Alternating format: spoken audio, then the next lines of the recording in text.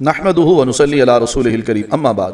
عزیز ساتھیو، اگر کالی بلی راستہ کاٹ جائے یا گھر کی منڈیر کے اوپر کوا آ کر بیٹھے، اور اسی طرح اگر جو ہے چھینک آئے تو ہم کہتے ہیں کوئی یاد کر رہا ہے، دائیں ہاتھ میں کھجلی ہونے لگ جائے تو ہم کہتے ہیں کہ کوئی مڈی آنے والی ہے، مغرب کے بعد گھر میں جھاڑو نہ دیں کہیں یہ نہ ہو کہ فقر و فاقہ آ جائے، کوا منڈیر پہ بیٹھا ہے تو کوئی مہمان آنے والا ہے، اسی طرح جو ہے بلی راستہ کاٹ جائے تو راستہ چھوڑ دیتے ہیں، دوسرے راستے سے جاتے ہیں، یا جہاں جا رہے ہیں وہاں جانے کا پروگرام ہی کینسل کر دیتے ہیں۔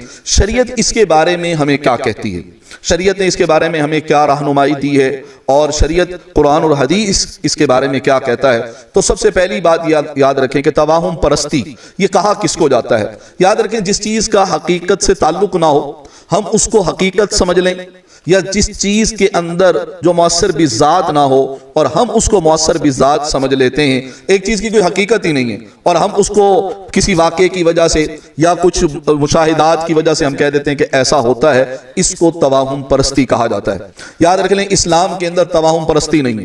توہم پرستی سے آدمی حق کو نہیں سمجھ سکتا، وہ تو واقعات دیکھتا ہے یا حالات دیکھتا ہے، ان واقعات اور حالات کے اندر وہ نفع اور نقصان سمجھتا ہے کہ ان حالات کے اندر یہ چیز نقصان دہ ہے اور ان حالات میں یہ چیز نفع بخش ہے، حالانکہ اس کے اندر نہ نفع ہے نہ نقصان ہے، اس کا اعتقاد رکھ لینا۔ مثال کے طور پہ راستے کے اندر بلی راستے میں آ گئی، اب ہم کہتے ہیں کالی بلی نے راستہ کاٹ لیا لہذا واپس چلو نہیں تو ایکسیڈنٹ ہو جائے گا۔ اب اس کا حقیقت سے کوئی تعلق نہیں ہے، اس کو حقیقت سمجھ لینا یہی توہم پرستی ہوتی ہے۔ اور یہ یاد رکھیں جب توہم پرستی میں آدمی مبتلا ہوتا ہے تو وہ حق کو قبول نہیں کر سکتا، اس کو قرآن اور حدیث کا علم نہیں ہوتا، اور توہم پرستی میں آدمی اپنی کم علمی کی وجہ سے مبتلا ہوتا ہے۔ اور یہ توہم پرستی کا مرض ہم ہندوؤں سے لے کر آئیں، پاک و ہند کے اندر برے صغیر کے اندر ہم لوگ رہے ہیں، تو برے صغیر کے اندر ہندوؤں کے ساتھ ہمارا اٹھنا بیٹھنا آنا جانا رہا، جس کی وجہ سے ان کی توہمات آج ہمارے اندر بھی آ گئیں۔ ان توہمات کے اندر سے ایک یہ بھی ہے کہ نومولود بچہ جب بچہ چھوٹا ہوتا ہے تو ہم اس کے ماتھے پر ٹکا لگا دیتے ہیں، یہ کاجل کا ٹکا لگا دیتے ہیں، سرمے کا لگا دیتے ہیں، اور کہتے ہیں اس سے نظر نہیں لگتی۔ بھائی اس کا نظر سے کیا تعلق ہے؟ نظر کے لیے آپ علیہ الصلوۃ والسلام نے دعا بتائی، اعوذ بکلمات اللہ التامہ ومن کل شیطان وہامہ ومن کل عین لامہ، یہ دعا پڑھ کے فرمایا کہ پھونکو دم کرو نظر بد ختم ہو جائے گی۔ یا وَإِن يَكَادُ الَّذِينَ كَفَرُوا، یہ والی آیت 3 مرتبہ یا 5 مرتبہ پڑھ کے دم کر دی جائے تو اس سے نظر ختم ہو جاتی ہے۔ اور بھی کچھ دعائیں ہیں تو یہ بتلایا گیا، لیکن واقعات کے ساتھ یا چیزوں کے ساتھ یا حالات کے ساتھ کسی نفع اور نقصان کا کوئی تعلق نہیں ہوتا، یہ یاد رکھ لیجئے گا۔ حدیث قرآن پاک میں آتا ہے، سورہ نساء کی آیت نمبر 79 ہے، اس کے اندر آتا ہے کہ فرمایا ما اصابک من حسنۃ فمن اللہ، کہ جو تم کوئی نیکی پہنچے کوئی بھلائی پہنچے تو یہ اللہ کی طرف سے، اور جو تجھے برائی پہنچے فمن نفسی، وہ تیری اپنے گناہوں کی سزا ہے، تیرے اپنے کرتوت ہیں۔ اسی لیے یہ یاد رکھ لیں کہ مرد کی دائیں آنکھ پھڑکنے لگ جائے تو کہتے ہیں بہت اچھی بات ہے، یا عورت کی بائیں آنکھ پھڑکنے لگ جائے تو کہتے ہیں کوئی اچھی بات ہونے والی ہے، اس کو اچھا شگون سمجھتے ہیں، بالکل غلط۔ اسی طرح آدمی اگر چارپائی پر بیٹھا ہو اور چارپائی پر بیٹھے ہوئے وہ پاؤں ہلائے تو کہتے ہیں پاؤں نہ ہلاؤ، کیوں نہ ہلاؤ بھائی؟ کہتے ہیں کہ اس سے جو ہے وہ دولت چلی جاتی ہے۔ اب بتائیں اس کا دولت کے ساتھ کیا تعلق ہے؟ یا دائیں ہاتھ میں خارش ہونے لگ جائے، ہتھیلی میں خارش ہونے لگ جائے تو کہتے ہیں لگتا ہے مڈی آ رہی ہے، بھائی اس کا مڈی کے ساتھ کیا تعلق ہے؟ مال و دولت کے ساتھ اس کا کیا تعلق ہے؟ اسی طرح کہتے ہیں کہ پیاز یا چھری جو ہے وہ اپنے سرہانے رکھ لو تو برے خواب نہیں آتے، بھائی وہ چھری سے برا خواب نہیں آپ سے ڈرتا، آپ کی مہربانی اس سے کوئی فرق نہیں پڑا کرتا۔ اسی لیے یہ ٹوٹکے اور یہ چیزیں یہ توہمات میں سے۔ اسی طرح کہتے ہیں کہ ٹوٹے ہوئے شیشے میں چہرہ نہ دیکھو، مغرب کے بعد جھاڑو نہ دو، بھائی کیوں نہ دیں یا کیوں چہرہ نہ دیکھیں؟ بیچارے مزدور لوگوں نے تو ٹوٹے ہوئے شیشے دیواروں کے ساتھ چپکائے ہوتے ہیں، اب وہ اس کے اندر چہرہ دیکھتے ہیں تو پھر وہ کس میں دیکھیں بھائی؟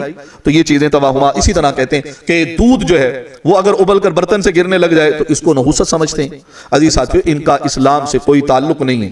اسی طرح جو میں نے عرض کیا کہ شام کو جھاڑو دینا، اس کا بھی کوئی تعلق نہیں۔ بعض لوگ سمجھتے ہیں فلاں پتھر فیروزہ پہن لو، عقیق پہن لو، فلاں آپ پتھر پہنو تو آپ کی قسمت اچھی ہوگی، کاروبار اچھا ہوگا۔ بھائی سب سے افضل پتھر تو وہ ہے جو جنت سے آیا، جس کو حجر اسود کہتے ہیں۔ حضرت عمر رضی اللہ تعالیٰ نے فرمایا کہ نہ تو نفع دے سکتا ہے نہ تو نقصان دے سکتا ہے، اسی لیے ان چیزوں کے ساتھ کچھ نہیں ہوتا۔ اور یہ توہمات آج کے نہیں، حضرت زمانے جاہلیت کے اندر بھی تھی۔ حضور علیہ الصلوۃ والسلام کے زمانے میں بھی اگر لڑکی پیدا ہوتی تو اس کو منحوس سمجھا کرتے تھے، اس کو دفن کر دیا کرتے تھے۔ لوگ کوئی دور سے واپس آتا اپنے گھر تو گھر کے دروازے سے داخل ہونا اس کو منحوس سمجھتے تھے، وہ پیچھے سے دیوار توڑ کے داخل ہوتے تھے یا اوپر سے چھت سے پھلانگ کر آتے تھے اور وہ اس کو بہتر سمجھتے تھے، حالانکہ اس کا کوئی تعلق نہیں۔ آج بھی ہم لوگ سمجھتے ہیں دیواریں توڑنے لگ جائیں پیچھے کی سارے گھر ٹوٹ جائیں گے بھائی، تو اس کا کوئی بھی تعلق نہیں ہے۔ اسی طرح حضرت یعنی حضور علیہ الصلوۃ والسلام کے لخت جگر حضرت ابراہیم جو تھے، ان کا جب انتقال ہوا تو سورج گرہن ہوا، تو لوگوں نے کہا کہ حضرت ابراہیم کی وفات کی وجہ سے یہ سورج گرہن ہوا۔ بھائی آپ علیہ الصلوۃ والسلام نے منع فرمایا اور فرمایا کوئی ابراہیم کی وفات کی وجہ سے سورج گرہن نہیں ہوا، بلکہ اللہ کی نشانیوں کے اندر سے ایک نشانی ہے یہ۔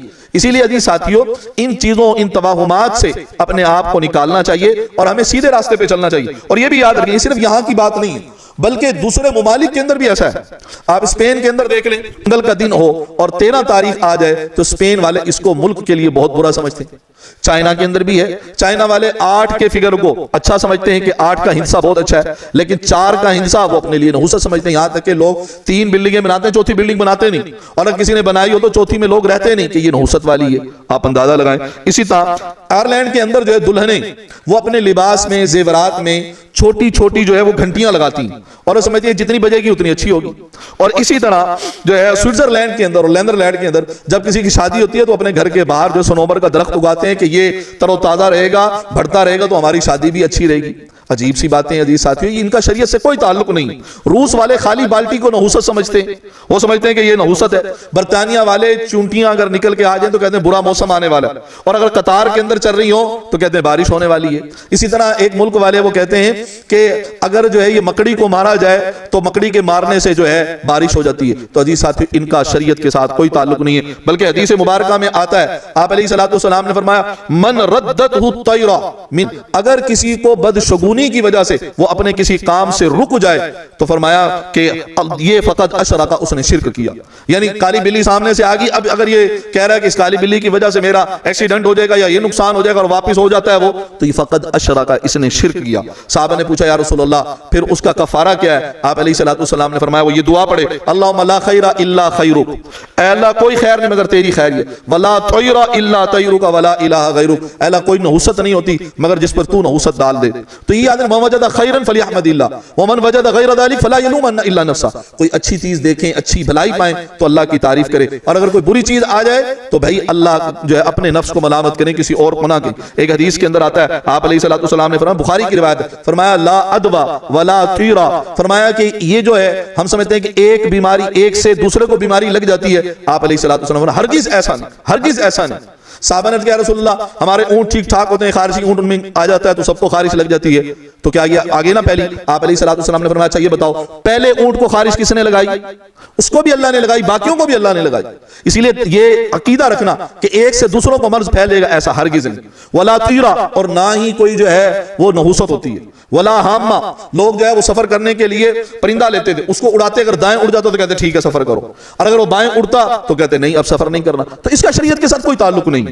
اسی طرح فرمایا ولا سفرا، ہم سفر کو منحوس سمجھتے ہیں، سفر کے مہینے کے اندر کوئی نحوست نہیں ہے۔ تو ان چیزوں سے ہمیں اپنے آپ کو بچانا چاہیے اور ان توہم پرستیوں سے ہمیں توبہ کرنی چاہیے۔ اپنے عقیدے کو مضبوط رکھیں، نفع اور نقصان کا مالک اللہ کی ذات ہے، کسی پرندے میں، کسی پتھر میں، کسی خاص چیز کے اندر کچھ بھی نہیں ہوتا، جو کچھ ہوتا ہے وہ اللہ سے ہوتا ہے۔ اللہ کی ذات کے اوپر عقیدہ مضبوط رکھیں، توحید مضبوط رکھیں، عقیدے کی کمی معاف نہیں ہوگی، عمل کی کمی معاف ہو جائے گی۔ جو کہا سنا، اچھا آپ لوگ بھی بتائیے گا آپ کے ہاں کون سی ایسی چیزیں ہوتی ہیں جن کو جو ہے وہ یہ سمجھا جاتا ہے کہ یہ نحوست ہے یا یہ بڑی اچھی چیز ہے، اس کو خوش بختی سمجھا جاتا ہے؟ آپ کے ہاں کیا سمجھا جاتا ہے؟ آپ بھی بتائیں، اور یہ نیک باتیں دوسروں تک شیئر کریں، اس سے آپ کو بھی جو ہے ثواب ملے گا اور ہمیں بھی ثواب ملے گا۔ اللہ عمل کی سعادت نصیب فرما دے۔